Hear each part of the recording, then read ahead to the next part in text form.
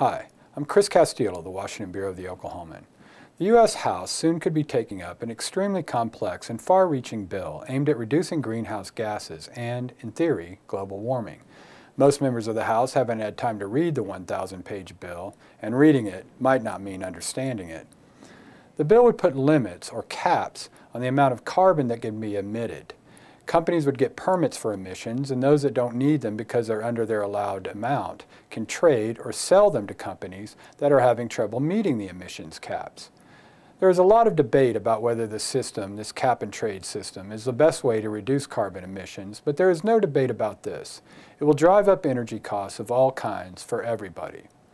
Oklahoma Congressman Frank Lucas, whose huge district in the western part of the state includes thousands of farmers, is worried about the impact the bill will have on farmers and ranchers. Lucas, a rancher himself, is the top Republican on the House Agriculture Committee. Well, the goal of Speaker Pelosi and Chairman Waxman's bill, Chairman of the Energy and Commerce Committee, is to dramatically reduce global greenhouse gases. They go about that by increasing taxes on all forms of energy. And agriculture is a very energy-intense business, whether it's the diesel for the tractors to put the crops in the ground, the energy to make the seeds, prepare the seeds I should say, to produce the fertilizers, the petrochemicals, the energy required in the form of diesel to harvest, to transport, to process, to put it in the grocery store shelf, to keep it cool and safe and fresh for consumers. We're energy intensive, so if you dramatically increase the cost of farming and ranching, and farmers and ranchers are price takers, not price makers, we'll bear the blunt of that. And ultimately, the consumers will pay higher prices just as farmers' incomes go down also. Some who have championed the production of ethanol and other fuels made from crops are worried that those fuels may be regulated out of existence because of a concept called indirect land use.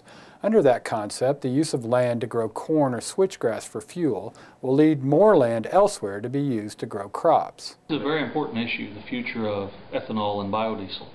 Renewable energy from agriculture is a part of meeting America's energy needs. Chairman Peterson's from a state that has a tremendous amount of production.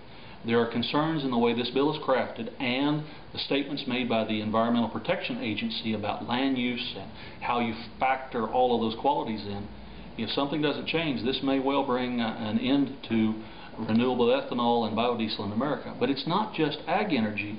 It also discourages the consumption and production of all forms of energy. That hits home at oil and gas in Oklahoma too. So this bill is not good for us in the form it's drafted right now. At a hearing of the House Agriculture Committee, Agriculture Secretary Tom Vilsack said the nation has to do something about climate change. Ultimately, he said, the world must move from an economy that generates significant pollution and waste to one based on clean energy and new technologies. He acknowledged that farmers and ranchers are concerned about how the bill is going to affect them. But he said there are significant opportunities for them to reduce their dependence on fossil fuels. He said farmers are going to have to change the way they operate, from the way they till the land to the way they control animal manure. Members from both parties who represent farming districts, including the chairman of the House Agriculture Committee, Congressman Peterson of Minnesota, are wary of this complex bill. You can expect the concerns of rural lawmakers to play a big role in the upcoming debate on global warming legislation.